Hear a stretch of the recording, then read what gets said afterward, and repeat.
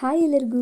ಇವತ್ತಿನ ವಿಡಿಯೋದಲ್ಲಿ ನಾನು ಕಪ್ಪು ಕೆಸುವಿನ ಎಲೆಯಲ್ಲಿರುವಂತಹ ಒಂದಷ್ಟು ಆರೋಗ್ಯದ ಲಾಭಗಳೇನು ಅಂತ ಹೇಳಿ, ಹಾಗೆಯೇ ಕಪ್ಪು ಕೆಸುವಿನ ದಂಟಿನಿಂದ ಮಾಡಿದಂತಹ ಪದಾರ್ಥ ಇದರ ವಿಡಿಯೋನ ನಿಮ್ಮ ಜೊತೆ ಹಂಚಿಕೊಳ್ಳುವಂತ ಹೇಳಿ ಈ ವಿಡಿಯೋನ ಮಾಡ್ತಿದ್ದೇನೆ. ಹಾಗಾಗಿ ವಿಡಿಯೋನ ಪೂರ್ತಿಯಾಗಿ ನೋಡಿ. ಕೆಸುವಿನಲ್ಲಿ ಹಲವಾರು ಜಾತಿ ಉಂಟು. ಅದರಲ್ಲಿ ಮರ ಕೆಸು ಇರ್ಬೋದು, ಅಥವಾ ಕಪ್ಪು ದಂಟಿನ ಕೆಸು, ಹಾಗೆಯೇ ಹಸಿರು ಬಣ್ಣದ ದಂಟಿನ ಕೆಸುಗಳು.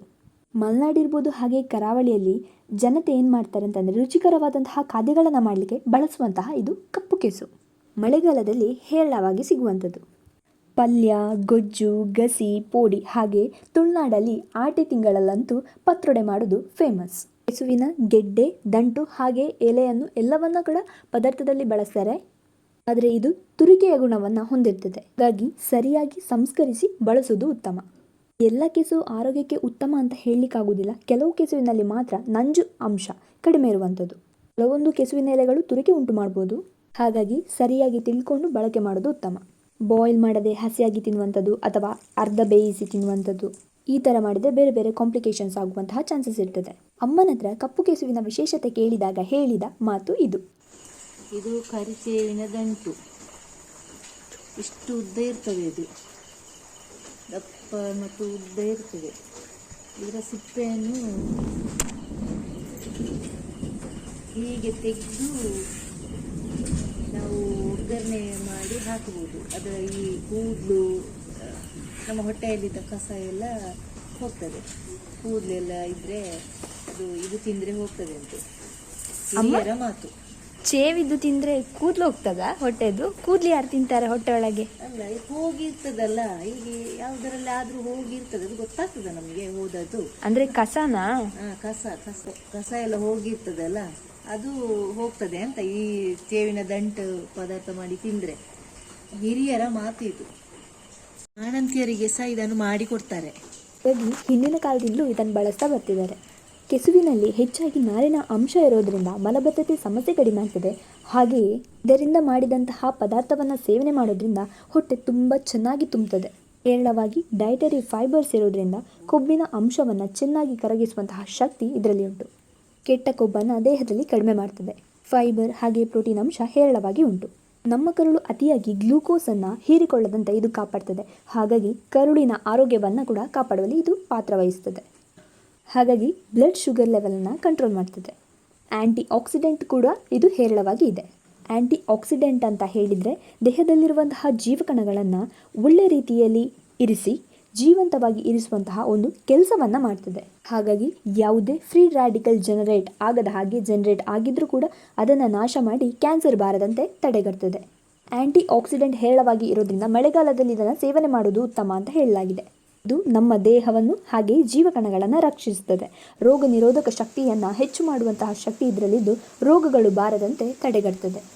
ಕೆಸುವಿನ ಎಲೆಯ ಸಿಪ್ಪೆಯನ್ನು ತೆಗೆದು ನಾವು ಅದನ್ನು ಕಟ್ ಮಾಡಿ ಈ ಥರ ಸಣ್ಣ ಸಣ್ಣದಾಗಿ ಕಟ್ ಮಾಡ್ಕೊಳ್ಳೋದು. ಇದು ಈಗ ನಾವು ಕಪ್ಪು ಕೆಸುವಿನ ದಂಟಿನ ಗಸಿಯನ್ನು ಮಾಡ್ತಿದ್ದೇವೆ. ಹೇರಳವಾಗಿ ವಿಟಮಿನ್ ಸಿ ಇರೋದ್ರಿಂದ ಜೀವಕಣಗಳು ಕೂಡ ಅಷ್ಟು ಸುಲಭವಾಗಿ ಇದು ಸಾಯಲಿಕ್ಕೆ ಬಿಡುವುದಿಲ್ಲ. ವಿಟಮಿನ್ ಸಿ ಇತ್ತು ಅಂತಂದರೆ ಅದು ವಯಸ್ಸಾಗುವುದನ್ನು ತಡೆಯುತ್ತೆ, ಹಾಗೆ ಮುಖದಲ್ಲಿ ವ್ರಿಂಕಲ್ಸ್ ಬರದಂತೆ ಕಾಪಾಡ್ತದೆ. ಅದರ ಜೊತೆಗೆ ಚರ್ಮಕ್ಕೆ ವಿಶೇಷವಾದಂತಹ ಕಾಂತಿಯನ್ನು ಕೊಡ್ತದೆ. ಈಗ ನಮ್ಮ ಪದಾರ್ಥವನ್ನು ಮಾಡಲಿಕ್ಕೆ ಶುರು ಮಾಡಿದ್ವಿ. ಆಲ್ರೆಡಿಯಾಗಿ ಒಗ್ಗರಣೆಗೆ ಇಟ್ಟಿದ್ದೇವೆ. ಬೆಳ್ಳುಳ್ಳಿಯನ್ನು ಹಾಕಿದ್ದೇವೆ, ಹಾಗೆ ಮೆಣಸನ್ನು ಹಾಕಿದ್ದೇವೆ. ಈಗ ಉದ್ದಿನ ಬೇಳೆಯನ್ನು ಕೂಡ ಹಾಕಿ ನಂತರ ಸಾಸಿವೆಯನ್ನು ಹಾಕುವಂಥದ್ದು. ಇದೀಗ ಒಗ್ಗರಣೆಗೆ ಇಟ್ಟದ್ದು. ಅಡಿಗೆಯ ಜೊತೆಗೆ ಇದರ ಲಾಭಗಳನ್ನು ಕೂಡ ನಾನು ಹೇಳ್ತಾ ಹೋಗ್ತೇನೆ. ಮೆಗ್ನೀಷಿಯಂ, ಫಾಸ್ಫರಸ್ ಕೂಡ ಇದರಲ್ಲಿ ಹೇರಳವಾಗಿ ಉಂಟು. ಹಾಗಾಗಿ ಟಿಶ್ಯೂಸ್ಗಳು ಏನು ಹಾಳಾಗದಂತೆ ಇದು ಕಾಪಾಡ್ತದೆ. 86% ಅಷ್ಟು ವಿಟಮಿನ್ ಸಿ ಇದೆ. ಈ ವಿಷಯ ಬಹಳಷ್ಟು ಜನಕ್ಕೆ ಗೊತ್ತೇ ಇರಲಿಕ್ಕಿಲ್ಲ. ಹಾಗಾಗಿ ಬೇವಿನ ಎಲೆಗಳನ್ನು ಕೂಡ ಒಗ್ಗರಣೆಗೆ ಆ್ಯಡ್ ಮಾಡ್ಕೊಳ್ತಾ ಇದ್ದೇವೆ. ಈಗ ಕಟ್ ಮಾಡಿದಂತಹ ದಂಟಿನ ಆ ಸಣ್ಣ ಸಣ್ಣ ಪೀಸ್ ಇದನ್ನು ಬಣಲೆಗೆ ಹಾಕಿ ಸರಿಯಾಗಿ ಮಗುಚುವಂಥದ್ದು. ಇದನ್ನು ಮಗುಚ್ತಾನೇ ಇರಬೇಕು. ಇಷ್ಟು ನಾವು ಪಾತ್ರ ಪೂರ್ತಿ ಹಾಕಿದ್ದೇವೆ. ಇದರ ನೀರು ಬಿಡಲಿಕ್ಕೆ ಶುರು ಮಾಡ್ತದೆ ಸ್ವಲ್ಪ ಹೊತ್ತಾದ ಮೇಲೆ. ಹಾಗೆಯೇ ಆ ನೀರು ಏನು ಬಿಟ್ಟಿದೆ ಅದು ಇನ್ನೊಮ್ಮೆ ಇಂಗಿ ಹೋಗಬೇಕು. ಅಲ್ಲಿಯವರೆಗೆ ನಾವು ಸೌಟನ್ನು ಹಾಕಿ ಅಲ್ಲಾಡಿಸ್ತಾ ಹಾಗೆ ಮುಚ್ಚಳನ್ನು ಹಾಕಬೇಕು. ಹೀಗೆ ಮಾಡ್ತಾ ಇರಬೇಕು ನಾವು. ಅದು ನೀರನ್ನು ಬಿಡಲಿಕ್ಕೆ ಶುರು ಮಾಡ್ತದೆ. ಈಗ ಸ್ವಲ್ಪ ಹೊತ್ತಲ್ಲಿ ನೋಡ್ಬೋದು ನೀರು ಬಿಟ್ಟಿದೆ. ಇದು ಹೀಗೆ ನೀರು ಬಿಡಲಿಕ್ಕೆ ಶುರು ಮಾಡ್ತದೆ. ಆಲ್ರೆಡಿಯಾಗಿ ಅದರ ಸೈಜ್ ಕಡಿಮೆ ಆಗಿದೆ. ಕರೆಕ್ಟಾಗಿ ನೋಡ್ಬೋದು ನೀವು.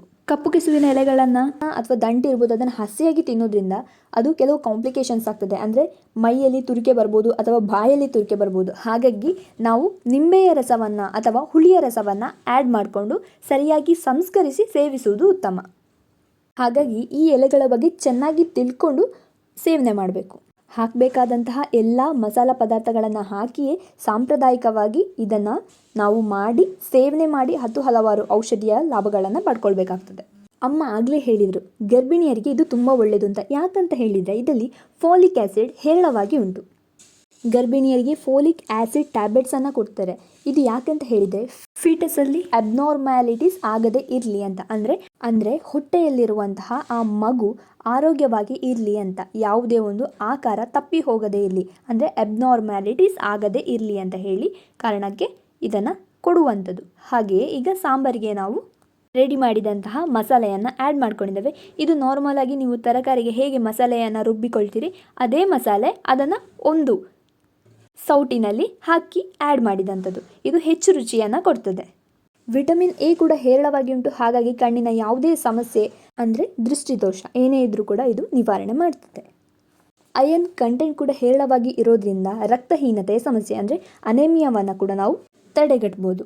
ವಿಶೇಷವಾದಂತಹ ಔಷಧಿಯ ಗುಣ ಎಂತ ಅಂತ ಹೇಳಿದರೆ ವಿಷ ಜಂತು ಕಚ್ಚಿದಾಗ ಚೇಳಿರ್ಬೋದು, ಹಾವು ಇರ್ಬೋದು, ಇದರ ರಸವನ್ನು ಅಲ್ಲಿಗೆ ಹಿಂಡ್ತಾರೆ. ಯಾಕಂತಂದರೆ ಅದು ವಿಷವನ್ನು ತೆಗಿತದೆ ಅಂತ ಹೇಳುವ ಕಾರಣಕ್ಕೆ. ಅಂತಹ ಶಕ್ತಿಯನ್ನು ಹೊಂದಿರುವಂತಹ ಈ ಕಪ್ಪು ಕೆಸು ಮೂಲವ್ಯಾಧಿಗೂ ಕೂಡ ತುಂಬ ಒಳ್ಳೆಯದು ಅಂತ ಹೇಳ್ತಾರೆ. ಹಾಗಾಗಿ ಕಪ್ಪು ಕೆಸುವಿನ ದಂಟಿನ ಗಸಿ ರೆಡಿಯಾಗಿದೆ. ನೀವು ಇದನ್ನು ಮಾಡಿ ಹೇಗಾಗಿದೆ ಅಂತ ಹೇಳಿ ಕಮೆಂಟ್ ಬಾಕ್ಸಲ್ಲಿ ಕಮೆಂಟ್ ಮಾಡಿ. ಹಾಗಾಗಿ ಇವತ್ತಿನ ವಿಡಿಯೋದಲ್ಲಿ ನಾನು ಕಪ್ಪು ಕೆಸುವಿನ ಬಗ್ಗೆ ಒಂದಷ್ಟು ಮಾಹಿತಿಯನ್ನು ನಿಮ್ಮ ಜೊತೆ ಹಂಚಿಕೊಂಡಿದ್ದೇನೆ. ಹಾಗೆ ಕಪ್ಪು ಕೆಸುವಿನ ದಂಟಿನ ಗಸಿಯನ್ನು ಹೇಗೆ ಮಾಡೋದು ಅಂತ ಹೇಳಿ ಸಹ ನಾನು ಹೇಳಿಕೊಟ್ಟಿದ್ದೇನೆ. ಈ ವಿಡಿಯೋ ನಿಮಗೆ ಇಷ್ಟ ಆಗಿದ್ದರೆ ಲೈಕ್ ಮಾಡಿ, ಹಾಗೆ ಕಮೆಂಟ್ಸ್ ಮಾಡಿ, ಇನ್ಫಾರ್ಮೇಟಿವ್ ಅಂತ ಅನಿಸಿದರೆ ಬೇರೆಯವ್ರಿಗೂ ಶೇರ್ ಮಾಡಿ, ಹಾಗೆ ಸಬ್ಸ್ಕ್ರೈಬ್ ಮಾಡದೆ ನೋಡ್ತಿರೋರು ಸಬ್ಸ್ಕ್ರೈಬ್ ಮಾಡಿ. Thanks for watching. Bye bye.